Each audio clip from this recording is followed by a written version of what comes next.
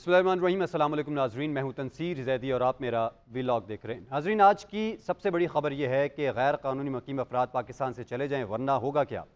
1 नवंबर से गिरफ्तारियाँ होंगी, डिपोर्ट किया जाएगा, कारोबार और जायदादें भी जब्त कर ली जाएंगी। 1 नवंबर की डेडलाइन से अफगान शहरियों का वीज़े के बगैर पाकिस्तान में दाखिला भी बंद। गैर कानूनी मुकीम गैर मुल्कियों को रिहाइश देने वाले भी कानून की गिरफ्त में आएंगे। जाली शनाख्ती कार्ड रखने वालों को ढूंढ निकाला जाएगा।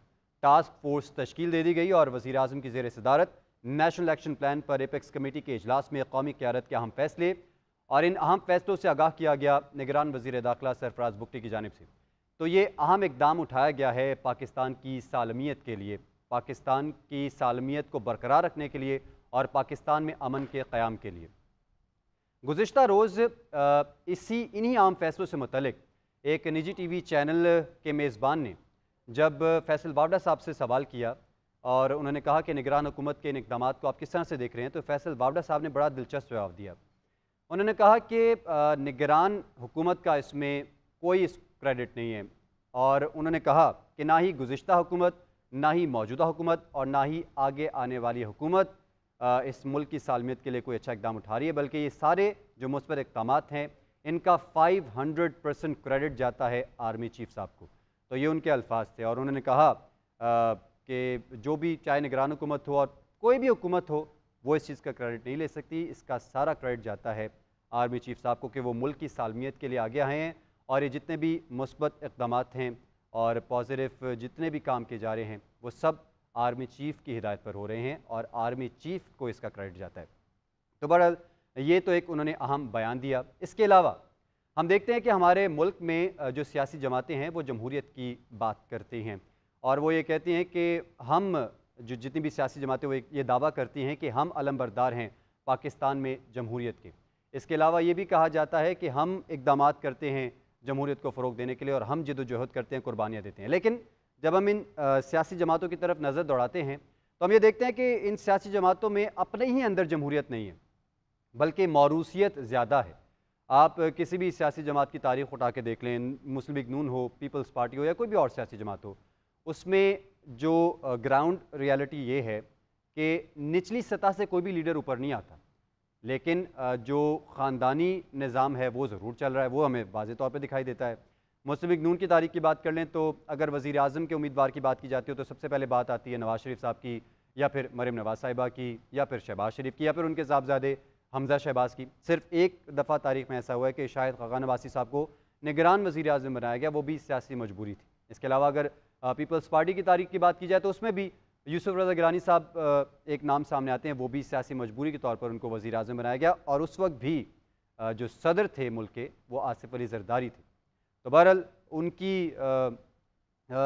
सदारत में ही वज़ीर आज़म बने यूसुफ रज़ा गिलानी साहब। तो बहरहाल इसके अलावा अगर हम देखें कि पार्टी में सियासी जमातों में अहम फैसले करने हों या लीडरशिप की बात हो, टॉप लीडरशिप की, तो उसमें जो मौरूसियत है उसका अंसर ज़्यादा नज़र आता है। तो सबसे पहले सियासी जमातों को अपने अंदर जमहूरियत लाना होगी, तब ही पाकिस्तान में या मुल्क में जमहूरियत की बात करेंगे तो फिर वो अच्छा लगेगा। ये पॉइंट भी फैसल वावडा साहब की जानिब से रेज़ किया गया और उन्होंने कहा कि कोई भी उस वक्त उसी टॉक शो में जो निजी चैनल का टॉक शो है उसमें मोहसिन शाहनवाज रांझा साहब भी तशरीफ़ फरमा थे, मुस्लिम लीग नून के रहनुमा हैं। तो जो फैसल वावडा साहब है उन्होंने उनको मुखातिब करते हुए कहा कि आप अपनी पार्टी की किसी पॉलिसी के ख़िलाफ़ बयान देकर देखें तो आपको पार्टी से निकाल दिया जाएगा, जो काफ़ी हद तक हकीकत पर मबनी बात है।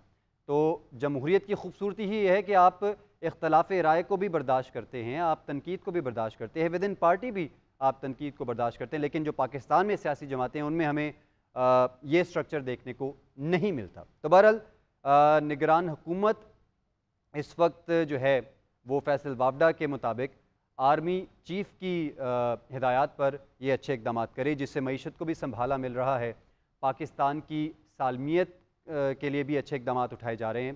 तो ये एक मुस्बत इक़दाम है। बहरहाल ये तो एक सूरत हाल है, ये एक बड़ी ख़बर थी। इसके अलावा अगर हम सियासत की बात करें, मौजूदा सियासत की और मुस्तक़बिल की सियासत की, तो इस वक्त जो चीज़ सबसे ज़्यादा मौज़ूअ बहस बनी हुई है मुस्लिम लीग नून के जो हल्के हैं उसमें, वो ये है कि 21 अक्टूबर को मियां नवाज शरीफ वापस अब आएंगे या नहीं आएंगे।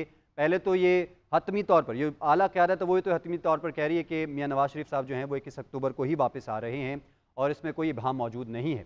लेकिन जो इसी के साथ ही साथ जो अहम रहनुमा हैं मुस्लिम लीग नून की, जिसमें शाहिद खाकान अब्बासी इस वक्त सर फहरिस्त हैं, उनकी जानिब से ये इस बात का खदशा ज़ाहिर किया जा रहा है कि, या मशवरा दिया जा रहा है कि मियां नवाज शरीफ साहब को वापस नहीं आना चाहिए। और यही मशवरा गुज़िश्ता रोज़ फैसल वावडा साहब की जानिब से भी दिया गया जब उनसे सवाल किया गया कि आपके नज़दीक नवाज शरीफ साहब को इस वक्त वापस आना चाहिए या नहीं, तो उन्होंने कहा कि अगर वो सियासी तौर पर समझदार हैं तो फिर शायद उनको वापस नहीं आना चाहिए, क्योंकि अभी उनके मुताबिक इस वक्त हालात साजगार नहीं है उनके लिए। बहरहाल यही मौक़िफ़ जो था वो शाहिद खाकान अब्बासी का भी था, और ये मौक़िफ़ उन्होंने तब दिया जब वो लंदन में मियां नवाज शरीफ साहब से मुलाकात के बाद मीडिया से गुफ्तगू कर रहे थे। उन्होंने कहा कि कुछ कानूनी पेचीदगियाँ हैं, पहले उनको सॉर्ट आउट करने की ज़रूरत है, क्योंकि अदालत को मतूब है नवाज शरीफ साहब 2 केसेस में, और एक में तो वो इश्तिहारी भी करार दिए गए हैं। तो उन्होंने कहा कि पहले इन चीज़ों को सॉर्ट आउट किया जाए, उसके बाद कोई प्लान किया जाए पाकिस्तान जाने का, तो ये उनके नज़दीक बेहतर होगा मियां नवाज शरीफ साहब के लिए। फिर उनसे ये भी सवाल किया गया कि आपने कहा था कि हालात साजगार हैं नई पार्टी के लिए, तो उन्होंने इस बात की वजाहत की, लेकिन तरदीद नहीं की, नई पार्टी की तश्कील की तरदीद नहीं की, लेकिन उन्होंने वजाहत की कि मैंने ये ज़रूर कहा था कि हालात साजगार हैं, लेकिन मैंने पार्टी की तश्कील करने का या कोई ऐलान नहीं किया था कि नई पार्टी बनाने जा रहा हूँ। लेकिन उन्होंने इस बात के इम्कानात को रद्द भी नहीं किया कि भाई पार्टी के नई पार्टी बनाने के लिए हालात जो हैं वो मौजूद हैं। तो मुस्तकबिल में उन्होंने ये कहा कि अगर बनानी हुई तो मैं अलल ऐलान बनाऊँगा। बहरहाल जब उनसे पूछा गया कि खुशगवार रही आपकी मुलाकात मियां नवाज शरीफ साहब से, तो उन्होंने इस बात का भी दरमियाना सा जवाब दिया। उन्होंने कहा कि मेरी सियासत के अलावा, सियासत से हट के भी मियां नवाज शरीफ साहब से 35 साल पुरानी दोस्ती है, लेकिन ये जवाब नहीं दिया कि इस वक्त सियासत में जो दोस्ती है वो किस जगह पे खड़ी है। तो बहरहाल शाहिद खाकान अब्बासी साहब से जो मुलाकात हुई है वो बज़ाहिर जो बाद नज़र में नज़र आ रहा है कि बहुत ज़्यादा उसका कोई आउटकम पॉजिटिव नहीं रहा सियासी तौर पर। तो अब देखेंगे मुस्तकबिल में शाहिद खाकान अब्बासी साहब जो भी मौक़िफ़ अपनाएंगे उससे ये वाज़े होगा कि ये मुलाकात किस तरह की रही। अभी जो मिफ्ता इस्माइल साहब हैं मुस्लिम लीग नून के ही एक तरह से सरगर्म कारकुन थे, जो अब मुस्लिम लीग नून से अलहदा हो चुके हैं बाद नज़र में, जो बज़ाहिर नज़र आ रहा है। तो अब देखना यह है कि उनका किरदार क्या रहेगा। फिर जो पीपल्स पार्टी के मुस्तफ़ा नवाज़ खोकर हैं वो भी इस वक्त सरगर्म हुए हुए हैं पाकिस्तान की सियासत में आने के लिए, और एक अलग जो है वो बयानिया सामने लाने के लिए वो भी सरगर्म है। तो बहरहाल ये कुछ एलिमेंट्स हैं जो नज़र आ रहे हैं कि पाकिस्तान की सियासत में जो पाकिस्तानी सियासत का मुस्तकबिल है वो कुछ हद तक अब हमें मुख्तलिफ होता दिखाई दे रहा है, और बहुत सारी नई चीज़ें सामने आने वाली हैं ये दिखाई दे रहा है। वहीं दूसरी तरफ अब हम ये देखते हैं कि मुस्लिम लीग नून जो उसकी आला क़यादत है, जो अहम रहनुमा हैं, जहाँ वो ये बयानियाँ बना रहे हैं कि अब हम इंतकामी सियासत नहीं करेंगे। एक तरफ ये बयानात दिए जाते हैं, अच्छा बच्चा बन के दिखाया जाता है, वहीं दूसरी तरफ उन्हीं बयानात में ये बयानात भी दिए जाते हैं कि जिन्होंने मुस्लिम लीग नून के साथ कोई नेगेटिव रोल प्ले किया मुस्लिम लीग नून के ख़िलाफ़, वो सारे नाम हमारे जहन में रहेंगे। ये बयानात भी सामने आते हैं। तो सियासी इंतकाम ना लेने का बयान एक तरफ, और फिर ये बयानात एक तरफ, इन दोनों बयानात में तज़ाद है। तो अब देखेंगे अगर इक़्तिदार जो है वो मुस्लिम लीग नून का मुक़द्दर बनता है तो फिर मुस्लिम लीग नून का लाहेअमल क्या होगा, ये फिर आने वाले दिनों में पता चलेगा। वहीं दूसरी तरफ पीपल्स पार्टी भी सियासी बका की जंग लड़ रही है, जहाँ एक तरफ लेवल प्लेइंग फील्ड का मुतालबा किया जा रहा है पीपल्स पार्टी की जानिब से, इंतखाबात की तारीख का मुतालबा किया जा रहा है, और ये कहा जा रहा है कि अगर हमें गेम होती दिखाई दी तो फिर हम अदालत का दरवाज़ा खटखटाएंगे, वहाँ से रिलीफ ना मिला तो फिर हम सड़कों पर चले जाएंगे। तो ये तो पीपल्स पार्टी का एक मुतालबा है। वहीं सिंध में भी पीपल्स पार्टी के लिए एक मुश्किल खड़ी होने जा रही है, क्योंकि जो पीपल्स पार्टी के अगेंस्ट उनके मुखालिफ जो 3 बड़ी जमातें हैं उन्होंने इत्तेहाद कर लिया है, जिनमें JUIFA, MQM और GDA शामिल है। और अभी जो ये 3 जमातें हैं ये फ़िल वक्त तो पीपल्स पार्टी के ख़िलाफ़ तो हैं ही, लेकिन फ़िल वक्त जो निगरान सूबाई सेटअप है सिंध में उसके ख़िलाफ़ आवाज़ उठा दी है, और अफसरशाही के ख़िलाफ़ अमन मार्च का ऐलान कर दिया है 22 अक्टूबर को इन 3 जमातों ने।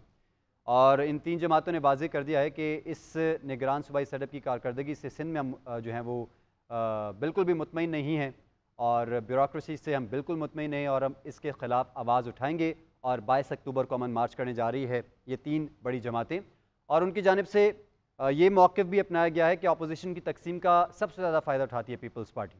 तो बहरहाल अब देखते हैं कि सिंध में इस अमन मार्च के बाद का मंजरनामा क्या होने जा रहा है। ये सियासी सूरत हाल है। इसके अलावा सियासत से हट के अगर हम बात करें